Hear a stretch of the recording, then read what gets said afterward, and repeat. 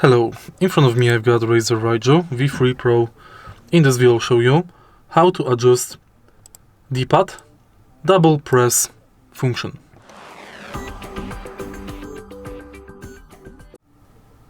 In the beginning, let's go to Razer Synapse and select your controller.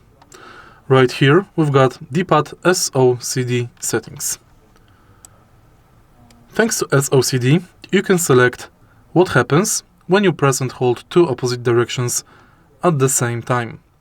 You can select neutral, both buttons are not considered held down, first input priority, last input priority, or no SOCD cleaning. Both buttons are considered held down. If you find this video helpful, please leave a like, comment and subscribe.